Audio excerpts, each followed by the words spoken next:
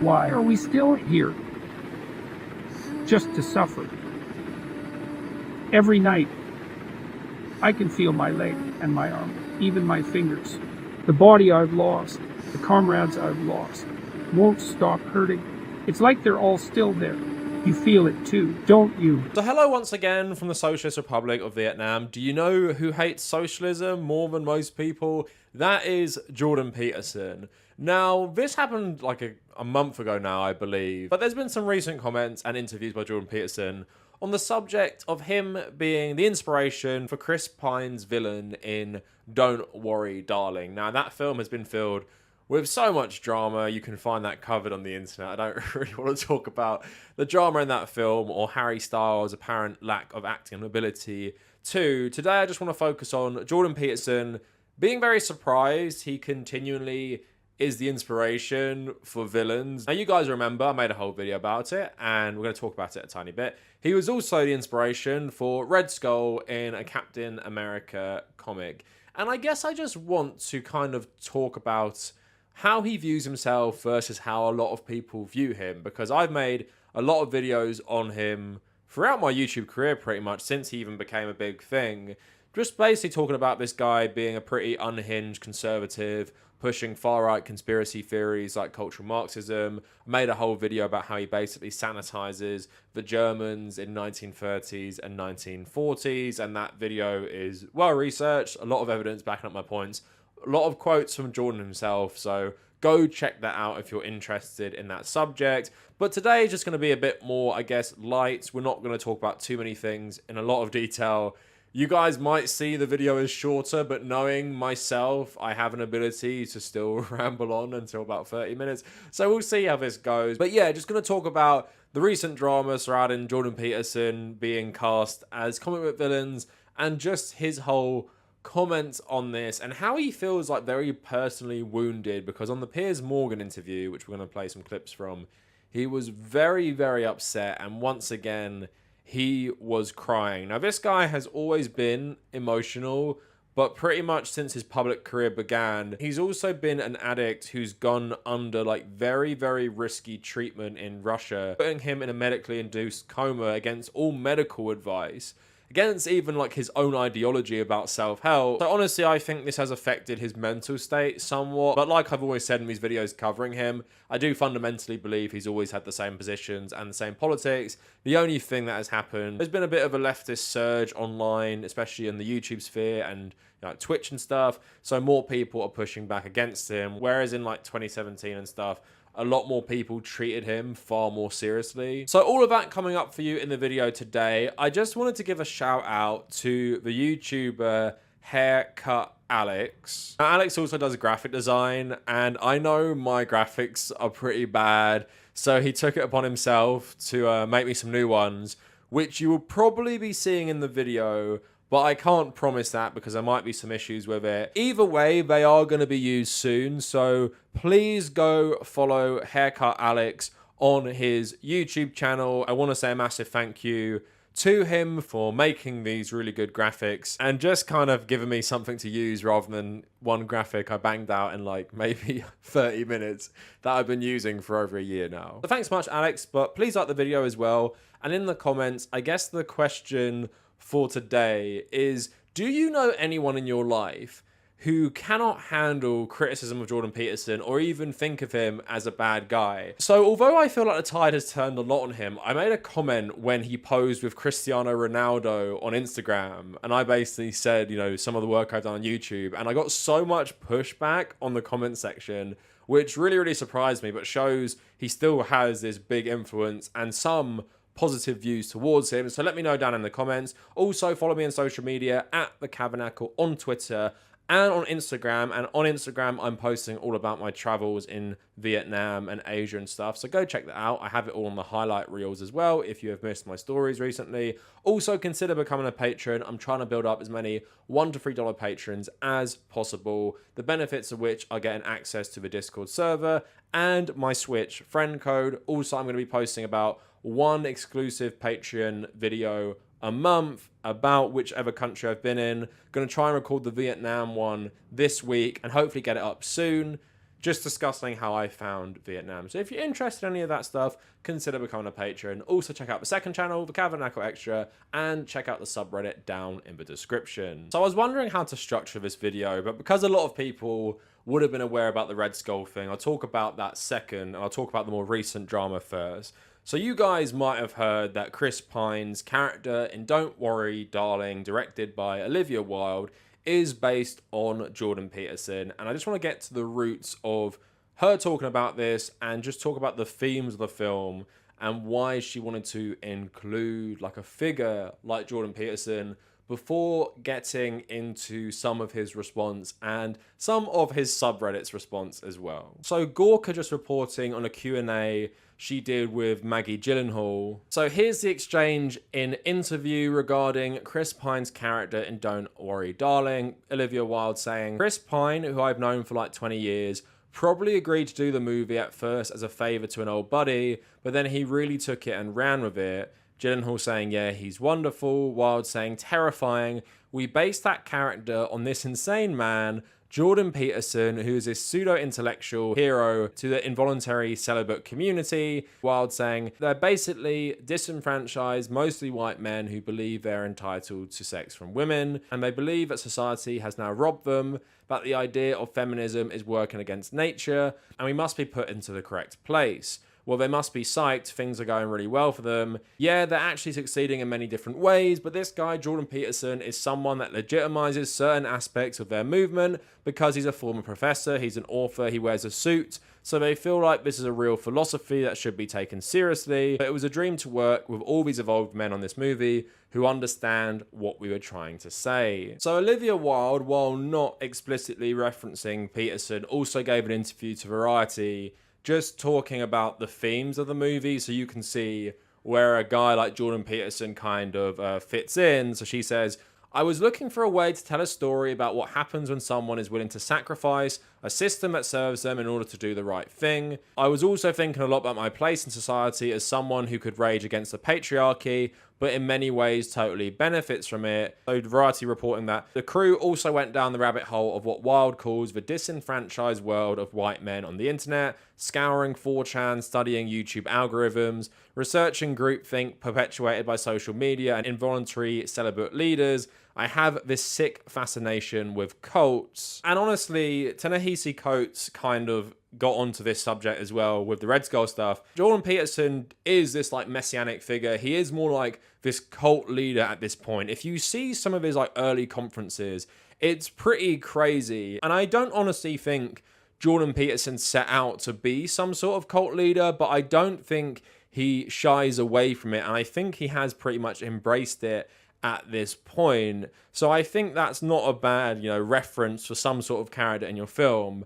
But originally when this first broke like a month ago, Jordan Peterson also had a statement about it before talking to Piers Morgan. He says, Chris Pine has a reputation as quite an attractive man, so it could be worse. I also hope that Pine at least does the sartorial splendor of my very formal public wardrobe justice as he pillars me in the latest bit of propaganda disseminated by the woke self-righteous bores and bullies who now dominate Hollywood and who insist the production of such tripe. He also said, I am currently, just to set the record straight, Professor Emeritus at the University of Toronto, which among those not pseudo-intellectuals themselves still constitutes professor and member there of a department of psychology, which is in the top 15 departments worldwide. He points to author and his co-authorship of more than 100 objectively influential research papers between 1993 and 2016. I also taught and conducted research at both McGill and Harvard, and was arguably successful at both institutions. So clearly pretty mad about that. And on the subreddit as well,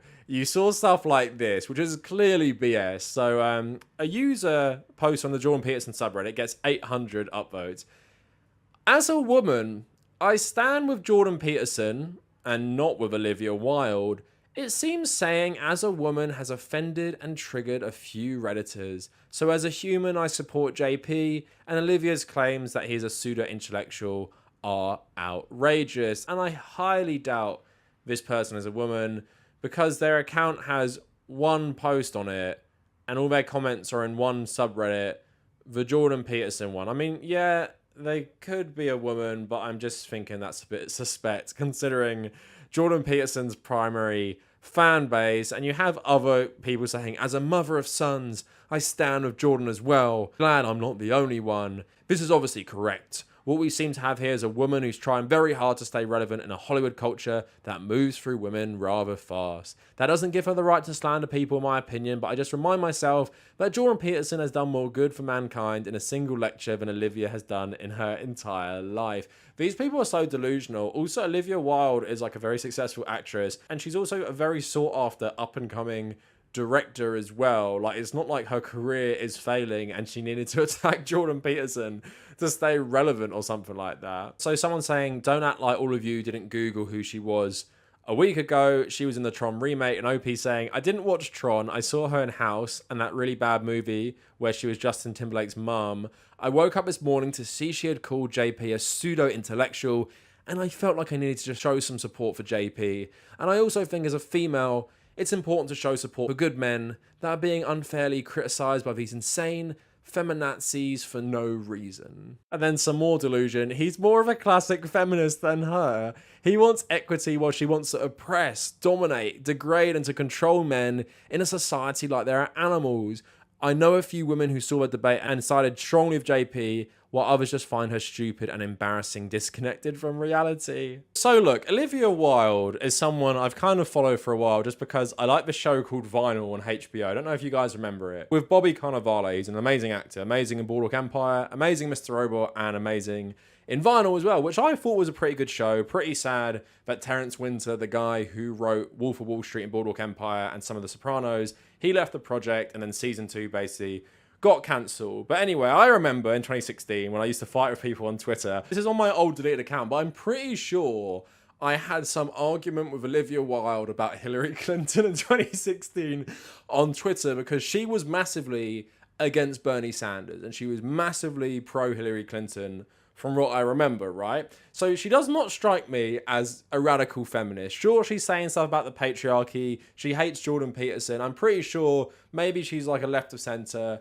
liberal feminist. I haven't seen anything she said suggest she's some sort of like radical, anti-capitalist, anti-patriarchy feminist. And then also you have that scandal with Shia LaBeouf where she kind of in hindsight made it look like she fired him because of everything he did to his ex-girlfriend, all this gross and disgusting stuff. And then it came out from him that she didn't do that, and he kind of left the project because of like Florence Pugh, and he felt it was like unprofessional. This is before all the allegations came out against him. I'm not going to defend Olivia Wilde's reputation as like a staunch radical feminist and something like that, but I do find it funny what they view Jordan Peterson as. Like some guy who proudly says he's a defender of the patriarchy and says based on like lobster society, patriarchy is good and all the benefits of humankind and stuff like that is based on the patriarchal structure. And this stuff always makes me laugh so much, and I find it so bizarre that people feel like Jordan Peterson, his fans especially, is like a champion of men and wants to help the lives of men and stuff like that,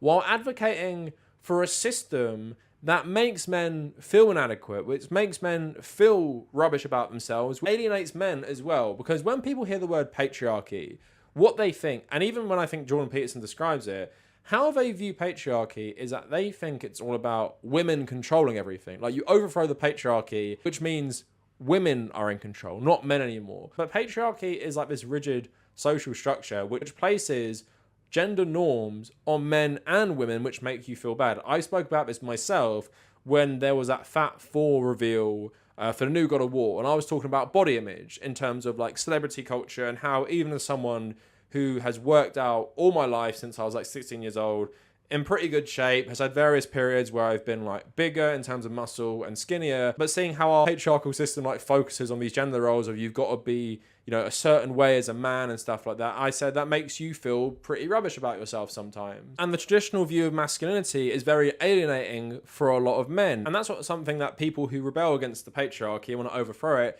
they want us all to feel okay. They want to get rid of a system that makes most of us feel terrible about ourselves because it's not realistic and in essence is based in very conservative views of gender roles. And they always like to bring up statistics about how bad men have it with depression and stuff like that, but patriarchy perpetuates that cycle of men not feeling like they can talk about their own emotions or talk about depression or go see a therapist because that's not seen as manly. Sopranos is like older on this, but I think it does a good job of showing you like this toxic masculinity very much normalized. Remember when Uncle June is like the only one who goes down on his girlfriend and they all like roast him for being effeminate, and also Tony wanting to hide he's seeing a psychiatrist in the first place, even though that's like over 20 years ago that started. I think in some ways that shows how the patriarchal system, although benefiting a lot of men, can harm a lot of men as well. So I think when Olivia Wilde talks about patriarchy and like getting rid of this stuff, and most people on the left who talk about this, I think that's what they mean. But Jordan Peterson and his fans think that's the left, and women leading them apparently, want to put you all in gulags for not agreeing with their new vision of society. Anyway, I'm going to show you this a bit later, but Jordan Peterson seemed to take the Red Skull thing in good humour enough, although it did seem he was pretty angry about it because Ta-Nehisi Coates is an intellectual who I think Jordan Peterson, although doesn't like, maybe respects as like an intellectual, so he felt hurt by that. But he is properly devastated about what Olivia Wilde has said about him. And this is why this has become more relevant again, even though it happened a month ago, because he had an interview with Piers Morgan. So sadly, just to not take any risks, I'm not going to play you the actual footage, but I am going to play you the audio with some pictures of him crying, and you will probably know when he is crying. So let's get into this. Film director Olivia Wilde has a new movie out, which she says is based on you, this insane man, this pseudo-intellectual hero to the incel community. Is that you? Are you the intellectual hero to these people? Sure. Why not? You know, people have been after me for a long time because I've been speaking to disaffected young men. You know, what a terrible thing to do that is. Thought the marginalized were supposed to have a voice. It's making you emotional, talk about that. Well, God, you know, it's very difficult to understand how demoralized people are. And certainly many young men are in that category. And you get these casual insults, these incels. What does it mean? It's like, well, these men, they don't know how to make themselves attractive to women who are very picky, and good for them. Women, like, be picky. That's your gift, man. Demand high standards from your men. Fair enough. But all these men who are alienated, it's like they're lonesome and they don't know what to do, and everyone piles abuse on them. When she said that, Olivia Wilde, it stung you, didn't it? You've been so controlled today, and yet in that brief moment, you got very emotional. Why? It's really something to see constantly how many people are dying for lack of an encouraging word, and how easy it is to provide that if you're careful. You know, give credit where credit is due. And to say, you're a net force for good if you want to be. Do you believe you're a net force for good? Net, yes. In all the details, probably not. You know, no one's perfect. So I don't find that as funny as other people do, because at the end of the day, I do believe he's suffering with a lot of neurological problems and maybe mental problems as well, as a result of his addictions, various weird diets, and really poor advice about medical treatment, especially from his daughter, and going into medically induced coma against all medical advice, let's remember.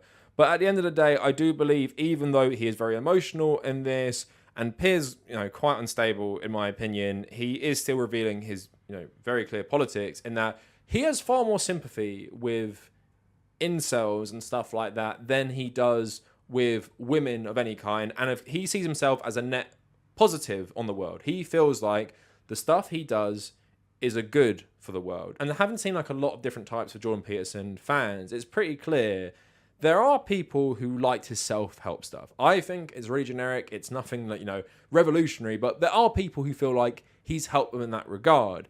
But the problem being, and as we've covered in other videos, he is not a guy who's primarily about self-help anymore. He's primarily a conservative political pundit waging this culture war, very, very harmful culture war, on primarily the trans community at the moment, but also women, also just generally the left and socialists. And he does not mind aligning himself with the far right to do this. He recently joined the Daily Wire, of course. Think of all the terrible people who work for that organization, and think of the last video I made on Friday talking about American conservatism as a political ideology. He's also retweeted and endorsed loads of far right people during the pandemic for their views on medicine and stuff like that. So overall, even if Jordan Peterson has helped a lot of people, he's a net negative on the world, and he's not offering disenfranchised young men. Let's throw away like the involuntary celibate thing. Let's talk about like your average man who might be disenfranchised or down in his luck and stuff like that. He's not offering them the real solutions, because the solutions he's offering them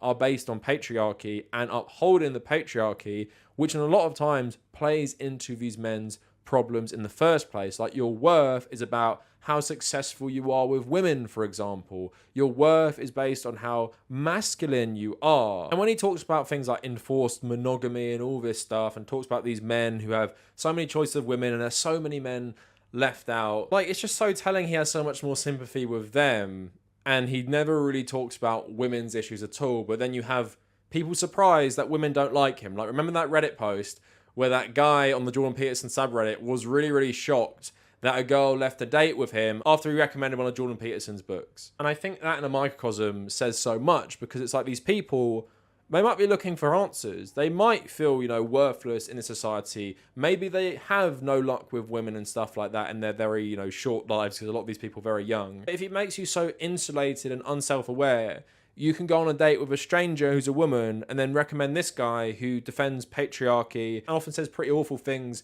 about feminists and people pushing for women's rights, then that's not a solution for your problem. It's only going to isolate you further, because Jordan Peterson's fans are largely Western white men, and following his teachings on politics primarily is not generally going to make you more attractive to the opposite sex. So again, he seems personally hurt about that, because in his own mind, he probably feels like he's a hero, but we've gone through so many different issues with him on my channel that it's pretty clear that his effect on the world is very, very damaging. His effect on political discourse is very, very damaging. Yes, he is very popular. He's very influential. That does not mean he's a good person. Look at Donald Trump. He's insanely popular, insanely influential. That does not mean anything inherently. It doesn't speak to your credentials. It doesn't speak to the strength of your advice. Just speaks to our society, how much they promote people like Jordan Peterson and how much they normalize his views. So him being an inspiration for a movie which is about like challenging patriarchy and stuff like that, again, don't think it's the weirdest thing in the world. Now, what people thought was weirder was then Jordan Peterson was depicted as Red Skull in a Captain America comic. So if you guys missed this, I'm going to go through this a tiny bit as well, and we'll get into Jordan's reaction, because it's a bit different from this one. He's not crying as much, but maybe this was the last straw. So I'll just outline it for you quickly, and I'm going to show you some of the comic book panels showing, the references to Jordan Peterson, I guess. So Variety, Jordan Peterson says he inspired the villain in Ta-Nehisi Coates' Captain America comic. I'm just going to show you a couple panels from the comic. We're going to read through that. So a guy saying to Captain America, "Yeah, he did." Captain America saying, "It's the same for all of them. Young men, weak, looking for purpose. I found the flag, you found the badge, they found the skull." He tells them what they've always longed to hear, that they are secretly great, but the whole world is against them, that if they're truly men, they'll fight back. And bingo, that's their purpose, that's what they live for, and that's what they'll die for. And then here is the Red Skull talking about the feminist trap and 10 rules for life and stuff like that. And here's some more of him. "What has happened to the men of the world is truly one of the great tragedies of our time. Once the American man was a conqueror, now he is but a caretaker. And a caretaker of what? He stands for some amorphous dream, a dream of nothing. But what I offer you is more than just some petty dream, more than a life of tendering the hearth. No more shall women be summoned to fight your battles. I offer steel for your spine and iron for your gut. I offer you the sword of manhood." And obviously the Jordan Peterson subreddit also took this well. "I'm tired of pop culture being appropriated by obnoxious neo-Marxist hacks with zero talent so they can use it as a bullhorn to spew their ignorant propaganda." So Jordan Peterson also reacted to this with a couple interviews. I might just show you one or two clips.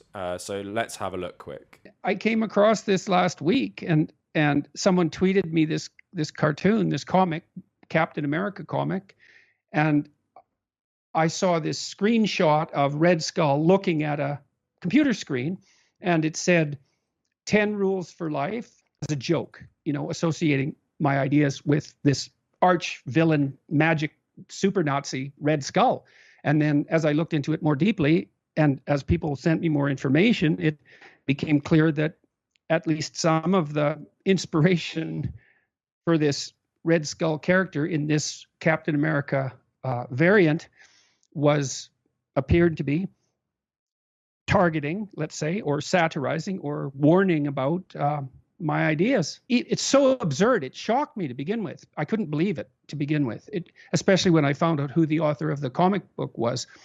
So, he's an intellectual figure among the leftist community, relatively well known and politically correct.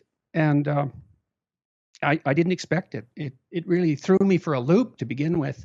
I mean, it's really something to see yourself portrayed, let's say, parodied, satirized, and many people who fancy themselves as my enemies have pointed out that, well, I'm probably so much like this Red Skull character that I'm just imagining that it's a parody of my ideas. But I'm afraid that's a pretty weak argument given the virtual word for word similarity of 10 Rules for Life and Chaos and Order. So while not crying, he does seem pretty angry about this Red Skull comparison. And I do find it interesting just watching like some of those clips, how he just cannot really understand because of, I guess, the absurdity of the actual villain of Red Skull, right? Because Red Skull is this very like larger than life character, he can't understand why some of his messaging might be good material to make a comic book villain. Like, we say comic book villain like it's not serious, but you saw the recent Matt Reeves' The Batman film, and it's very clear where the inspiration for the Riddler came from and the Riddler's followers. It's kind of similar in this regard. And with Red Skull, it's kind of more appealing to disenfranchised men who need to be told that there's nothing wrong with them. It's all women and patriarchy is good and feminism is why you can't get a date. Again, I do not understand, even if he fully believes that, he can't understand how a leftist and obviously like a black intellectual would feel about his work. So in Jordan Peterson's mind, the way he's rationalizing a lot of this criticism of him as like a villain character and saying that he's a net force for bad in the world is that he's like, well, it's the far left. It's Ta-Nehisi Coates, leftist. It's Olivia Wilde, feminist who doesn't like the patriarchy. Like, what do they know about the world? My vision is right, and maybe I'll accept some criticism from other conservative, philosophers, psychologists, political pundits, but I'm not going to accept it from a leftist because what do they know? What do they have to say? They're fundamentally ruining Western society. That's given us all these great privileges. I'm just not going to listen. And that's why I don't think he has much self-reflection when it comes to these portrayals of him as a villain. And I think people like him or Ben Shapiro or various other conservative pundits, they're very ripe to be satirized, to be parodied, to even be inspirations for more sinister villains because of their fundamentally very, very conservative and, in my mind, very, very morally bankrupt ideology which pushes to make the world worse, which fights against any progressive change, which wants to uphold systems that oppress us all. In a world that is increasingly getting worse and worse and worse, these are the people promoting the status quo. So it's no wonder we can see people like Jordan Peterson, Ben Shapiro, all those people as our ideological enemies and people who would happily not only keep us as we are, make our lives even worse for the benefits of what they perceive as Western society and capitalism and stuff like that. I do not think this will be the last villain character inspired by Jordan Peterson. But anyway, in the comments, let me know what you guys think. And if you made it this far, thank you for watching.